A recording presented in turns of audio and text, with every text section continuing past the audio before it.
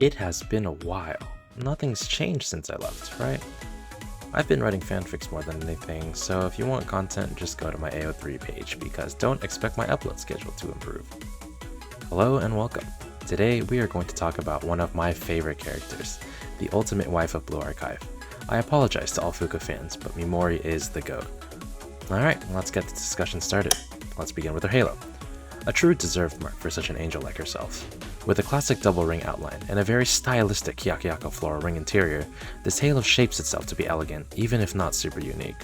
Still, this design is nice, especially with the petals in place of the usual crosshair rectangles. Not to mention that this halo is a lovely bright pink. She's a great introduction into Pink Archive if Hanako and Koharu are too extreme for you. On that train of pink, let's move down. There are two sexualities for this hairstyle. Cute, short-haired, low-key tomboy, and elegant, literally princess long hair. If you're into twin tails, you're just bisexual. That's okay. One thing that really makes her stand out is this bun. Mika? Kisaki? No, just Mimori. Aren't her eyes so captivating? The bright blue of her irises are like staring right into the morning sky. If you can get lost in the clouds, you can certainly get lost in these eyes. Mimori's design is rather old, so her range of expressions is a little limited, but there are still some bangers that are truly irresistible. As the unofficial goddess of tradwife, the same goes for her outfit. Her dress is very orderly and stylistic for how simple it is. In some ways or others, Kaede and Tsubaki have some revealing elements in their uniforms, but Mimori's clothing completely covers her where it otherwise may not.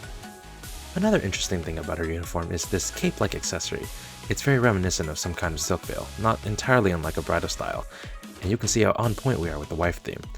Also, her trigger discipline, very on point. What a lovely handgun it is too.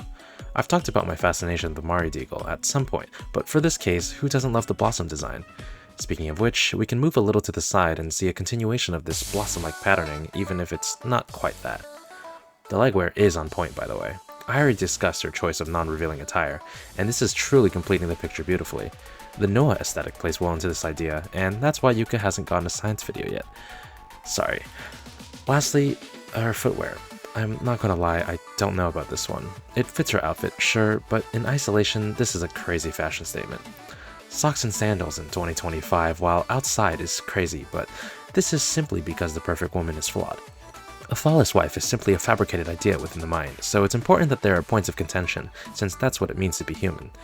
You may wonder why I chose her specifically to criticize any part of a design, but Mimori is subject to all biases from me at all times, and has certainly been this way ever since I started uploading to my channel. Okay, now let's take a quick look at her swimsuit. One notable change includes her hair bun accessory, which has been whitened to fit with the rest of her outfit. The more obvious one may be her lack of clothing, a consequence of this being a swimsuit alt. This one is also a bit old, so the expressions are the same, but there is much to say about this new change. I literally mentioned how I appreciated how little she reveals of herself in her original design, so being flashbang with all the skin is basically having your cake and eating it too.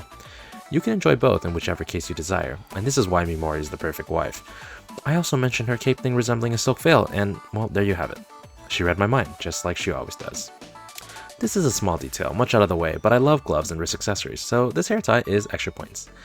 Even her sandals are white. Like, yes, the monocolor theme is pleasing, but I don't want to get white room tortured by Mimori.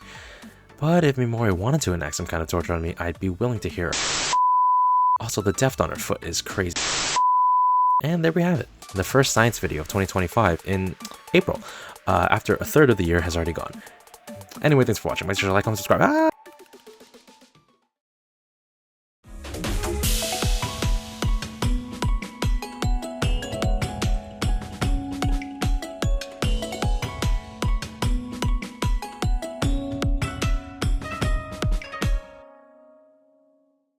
Aren't her eyes so captivating? The bright blue of her iris. Ugh. As the